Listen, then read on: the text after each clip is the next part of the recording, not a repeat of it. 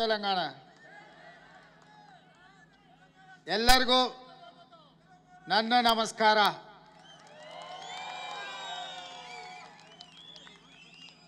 మిత్రులారా,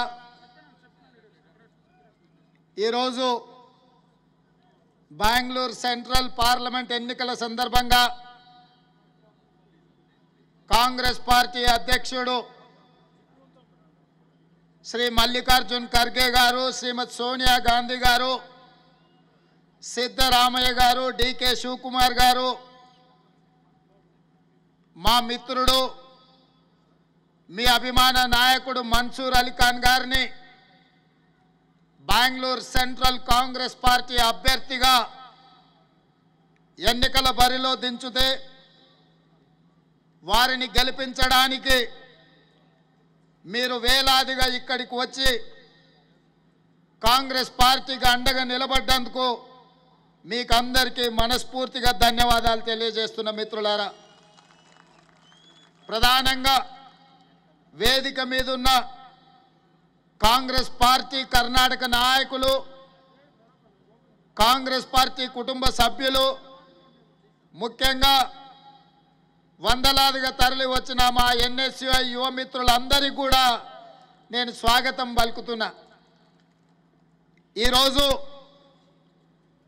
కర్ణాటక రాష్ట్రంలో జరుగుతున్న ఈ ఎన్నికలు కర్ణాటక రాష్ట్రానికే పరిమితం కాదు, ఈ దేశ రాజకీయాల మీద పెను ప్రభావం చూపించగలిగిన శక్తి మా కన్నడిగలకు, మా సోదరులకు ఆంధ్రప్రదేశ్ తెలంగాణ నుంచి తరలి వచ్చి ఈ ప్రాంతంలో స్థిర నివాసం ఏర్పరచుకున్న మా మిత్రులందరూ కూడా ఈ ఎన్నికలకు చాలా కీలకం. నేను ఒక్క మాట గుర్తు చేయదలుచుకున్నా, ఆంధ్రప్రదేశ్ తెలంగాణ ప్రాంతాల నుంచి ఈ బెంగళూరు నగరంలో లక్షలాది మంది స్థిర నివాసం ఏర్పరచుకున్నారంటే ఆనాడు కాంగ్రెస్ పార్టీ అధికారంలో ఉన్నప్పుడు రాజీవ్ గాంధీ గారు ఈ దేశానికి కంప్యూటర్ని ఇంట్రడ్యూస్ చేస్తే ఈ కర్ణాటక రాష్ట్రంలో ఐటీ రంగాన్ని ఆనాడు కాంగ్రెస్ ప్రభుత్వం తీసుకొచ్చింది. కాబట్టి ఇవాళ ప్రపంచానికే ఐటీ రంగం అంటే బెంగళూరు నగరం అని చెప్పి ఈరోజు కాంగ్రెస్ పార్టీ ఒక గొప్ప అవకాశాన్ని ఇచ్చింది. కాంగ్రెస్ పార్టీ చేసిన ఐటీ రంగంలో అభివృద్ధి ఈరోజు దేశ విదేశాల నుంచి, వివిధ రాష్ట్రాల నుంచి లక్షలాది మంది యువకులకు ఈ ప్రాంతంలో ఉద్యోగ ఉపాధి అవకాశాలు కల్పించడం వల్ల ఈ బెంగళూరు నగరం ఒక విశ్వ నగరంగా మారి ప్రపంచంలో ఏ మూల నుంచి బెంగళూరుకు వచ్చినా మీరు హక్కున చేర్చుకొని మీరు అండగా నిలబడి వాళ్ళందరికీ కూడా ఇక్కడ మీరు అవకాశం ఇచ్చిండ్రు. కాబట్టి మీ అందరి మంచి మనసుతో ఈరోజు మా వాళ్ళందరూ కూడా ఇక్కడ ఉద్యోగ ఉపాధి అవకాశాలు పొందుతున్నారు.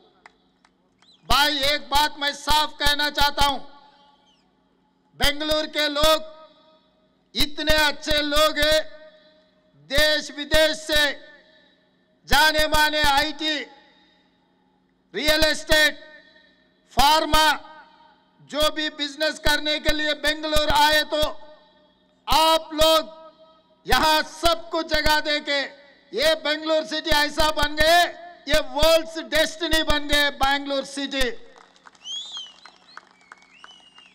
जाओ जाके गुजरात में देखो, किसी को नहीं आने देते। जहां जहां भारतीय जनता पार्टी सरकार चला रहे वहां पर कोई बाहर से आए तो किसी को जगह भी नहीं देते। मगर जहां पर कांग्रेस सरकार है, जहां पर कन्नड़िगा भाइयों सबको जगह देके यहां पर सबको तरक्की के लिए यहां पर जगह दिए। इसीलिए महादेवपुर में हमारे आंध्र के, तेलंगाना के तेलुगु बोलने वाले बहुत सारे हजारों लाखों में यहां पर जमा हो गए। आपके साथ मिलकर बेंगलुरु तरक्की के लिए हमारे भाई लोग कोशिश कर रहे।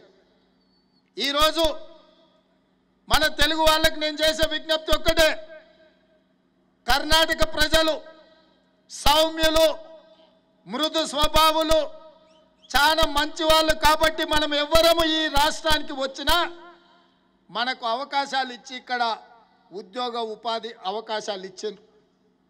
ఇవాళ ఈ ఎన్నికల్లో భారతీయ జనతా పార్టీ నుంచి పిసి మోహన్ గారు 4వసారి ఎన్నికల బరిలో దిగిండ్రు. నాకు తెలిసి 3 సార్లు వారికి ఓటేసిండ్రు, ఢిల్లీకి పంపించారు. పిసి మోహన్ గారు చేసే పని ఏందయ్య అంటే పార్లమెంట్లో మీ కర్ణాటక కరువు మీద నిధులు రావాలని అడగడు. మీ బెంగళూరు నగరంలో తాగునీటి సమస్య ఉండి నీటి ఎద్దడి ఎదుర్కొంటుంటే కేంద్రం నుంచి నిధులు అడగడు. మీ కావేరీ జలాల వివాద పరిష్కారం కోసం మాట్లాడాడు. ఆయన సెంట్రల్ హాల్లో కూర్చొని పల్లి బఠానీలు తిని ఛాయ్ తాగి వాపస్ మళ్ళీ బెంగళూరుకు వస్తాడు తప్ప ఏ రోజైనా పిసి మోహన్ లోక్సభలో ఎప్పుడైనా కర్ణాటక సమస్యల మీద మాట్లాడిండా? మీరు ఒక్కసారి ఆలోచన చేయండి. పల్లి బఠానీలు తినడానికి పార్లమెంటుకు పోవాలన్నా బెంగళూరు బస్ స్టాండ్లో కూడా పల్లి బఠానీలు దొరుకుతాయి, అక్కడికి వెళ్ళాల్సిన అవసరం లేదు. चने बटानी खाना है तो पार्लियामेंट सेंट्रल हॉल को जाने का जरूरी नहीं है, बेंगलुरु बस स्टैंड में मिलेगा। उतना दूर आप वोट देके आपके प्रतिनिधि को दिल्ली को भेजने का जरूरी नहीं है। ఈ రోజు నరేంద్ర మోడీ గారు చెప్తున్నారు మూడవసారి కూడా నరేంద్ర మోడీ ప్రధానమంత్రి కావాలి అని. నేను సూటిగా భారతీయ జనతా పార్టీ నాయకులను అడుగుతున్నా, 10 సంవత్సరాలు మీకు అవకాశం ఇచ్చిండ్రు, మీరు ఎన్నికల్లో హామీ ఇచ్చిండ్రు, ప్రతి సంవత్సరం 2 కోట్ల ఉద్యోగాలు ఇస్తామన్నారు, 10 ఏళ్లలో 20 కోట్ల ఉద్యోగాలు ఇవ్వాలి. పార్లమెంటులో నేను అడిగిన ప్రశ్నకు నరేంద్ర మోడీ గారు ఇచ్చిన సమాధానం 7,21,680 ఉద్యోగాలు మాత్రమే ఇచ్చిండ్రు. 20 కోట్ల ఉద్యోగాలు ఇస్తున్న నరేంద్ర మోడీ 7,21,000 ఉద్యోగాలు మాత్రమే ఇచ్చిండ్రు. ఈ రోజు దేశంలో 62% యువత నిరుద్యోగ సమస్యతో బాట్లాడుతున్నారని చెప్పి బాధపడుతున్నారని చెప్పి నిన్న మన సర్వేలు వచ్చినాయి. ఈ దేశాన్ని నిరుద్యోగ సమస్య పట్టి పీడిస్తున్నందుక నరేంద్ర మోడీకి ఓటు వేయాలి.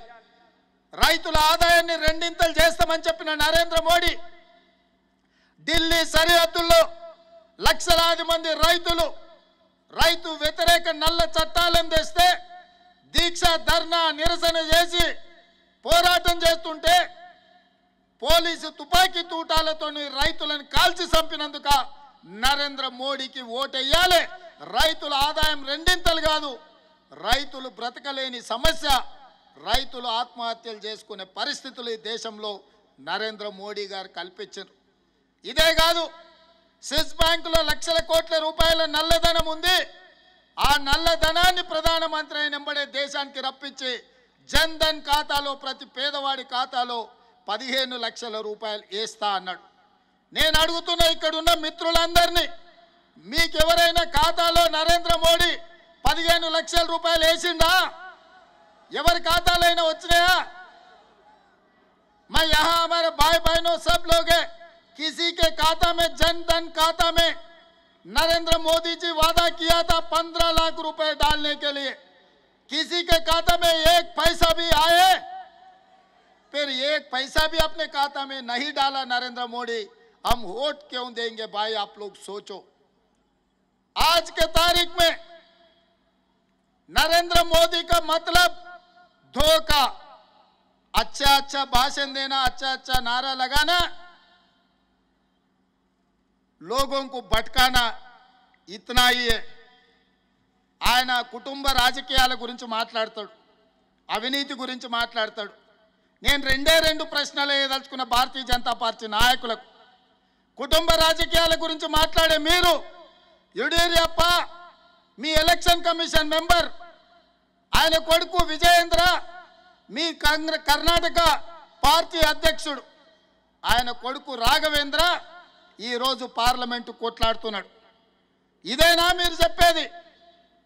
పక్క రాష్ట్రంలో ప్రమోద్ మహాజన్ కూతురు ఎంపీ, గోపీనాథ్ ముండే 2 బిడ్డలు ఎంపీలు, వసుంధర రాజే సింధియా గారు అక్కడ రాష్ట్ర రాజకీయాలు కొడుకు పార్లమెంట్లో ఉన్నాడు.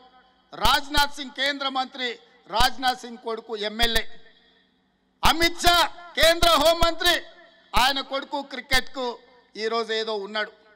కుటుంబ రాజకీయాలకు వ్యతిరేకంగా మాట్లాడే మీరు, తేజస్వి సూర్య ఉన్నాడు ఇక్కడ, వాళ్ళ చిన్నాయన రవి సుబ్రహ్మణ్యం ఎమ్మెల్యేగా ఉన్నారు. ఎవరికైనా మీరు కథలు చెప్తున్నారు కుటుంబ రాజకీయాల గురించి? మీ పార్టీలు ఉన్న వాళ్ళందరూ కుటుంబ రాజకీయాలే. ఇక అవినీతి గురించి మాట్లాడతారు. బీజేపీ వాళ్ళు అవినీతి గురించి ఎంత తక్కువ మాట్లాడితే అంత మంచిది. సంవత్సరం కింద జరిగిన శాసనసభ ఎన్నికల్లో ఇదే నరేంద్ర మోడీ గారు బెంగళూరు నగరంలో అన్నాడు, దేవగౌడ ఆయన కొడుకు కుమారస్వామి తండ్రి కొడుకులు ఈ దేశంలోనే అత్యంత అవినీతి పరులని. నేను ఇవాళ కర్ణాటక ప్రజలను అడుగుతున్నా, దేశంలోనే అత్యంత అవినీతి పరులైన దేవగౌడ కుమారస్వామితోని నరేంద్ర మోడీ గారి ఎన్నికల్లో పొత్తెట్లా పెట్టుకున్నాడు, ఆ అవినీతి పరులను పక్కనెట్లా కూర్చోబెట్టుకున్నాడని నేను అడుగుతున్నా.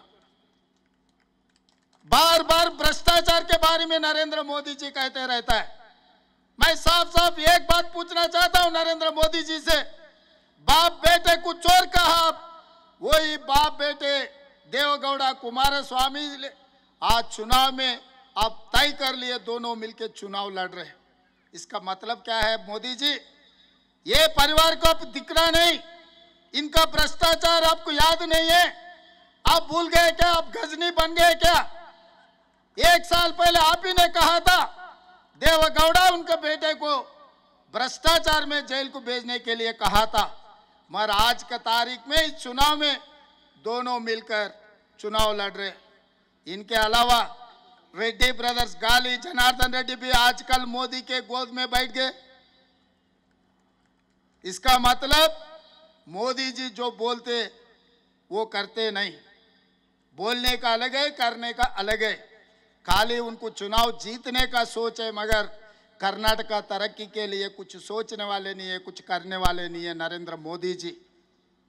అందుకే మిత్రులారా, ఈరోజు కర్ణాటకలో రాహుల్ గాంధీ గారి కన్యాకుమారి నుంచి కశ్మీర్ వరకు 150 రోజులు 4000 కిలోమీటర్లు మండు టెండల్లో మంచు కొండల్లో పాదయాత్ర చేసిన తర్వాత 5 గ్యారెంటీలు సోనియా గాంధీ గారు, రాహుల్ గాంధీ గారు, ప్రియాంక గాంధీ గారు, ఈ కర్ణాటక రాష్ట్రంలో సిద్ధరామయ్య, డీకే శివకుమార్ గారి నేతృత్వంలో మీకు గ్యారెంటీ ఇచ్చి ఆ గ్యారెంటీలను అమలు చేసి సంవత్సరానికి 60,000 కోట్లు పేదలకు సంక్షేమ పథకాలు పంచిపెడుతున్న పార్టీ ప్రభుత్వం కాంగ్రెస్ ప్రభుత్వం.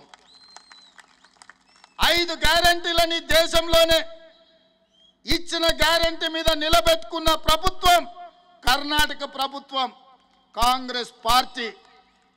ఈ రోజు మరి ఆ పార్టీ మిత్రుడు మన్సూర్ అలీ ఖాన్ను ఈ బెంగళూరు సెంట్రల్ నుంచి ఎన్నికలలో పోటీ పెట్టినరు. ఇచ్చిన మాట నిలబెట్టుకున్న కాంగ్రెస్ పార్టీకి ఓటేస్తారా, నమ్మించి మోసం చేసే నమోకు ఓటేస్తారా? మీరు ఆలోచన చేసి నిర్ణయం తీసుకోండి. ఇవాళ అందుకే పోయినసారి మీరు జరిగిన ఎన్నికల్లో 28 స్థానాలలో 25 బీజేపీకి ఇచ్చిండ్రు, 1 జేడీఎస్కి ఇచ్చిండ్రు, ఇంకొకటి సుమలత గారిని గెలిపించిండ్రు. 27 స్థానాలు భారతీయ జనతా పార్టీకే ఇచ్చిండ్రు. మరి కర్ణాటకకు తెచ్చింది ఏందని నేను అడుగుతున్నా.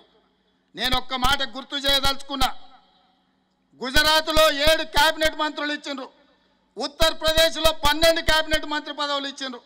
మీ కర్ణాటకకు 27 ఎంపీలు ఇస్తే 1 కేబినెట్ మంత్రి పదవి ఇచ్చిండ్రు ప్రహ్లాద్ జోషికి. కన్నడ ప్రజల్ని అవమానించినట్టు కాదా అని నేను అడుగుతున్నా. మీరు ఓట్లేసి సీట్లు గెలిపించి 27 మంది ఎంపీలను ఢిల్లీకి పంపిస్తే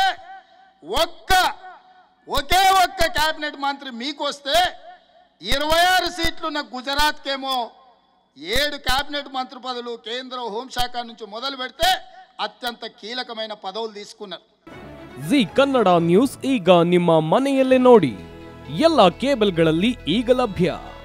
ಸನ್ direct 292, Jio TV 1334, U digital 162, city cable 51, GTPL 17, Abhishek cables 821, rock line telecommunication 51, Shri Basaveshwara number 60, Vinayaka digital number 53, in digital number 896ರಲ್ಲಿ. ನಿಮ್ಮಿಸ್ತದ ಜಿ ಕನ್ನಡ ನ್ಯೂಸ್ ನೋಡಿ ಆನಂದಿಸಿ.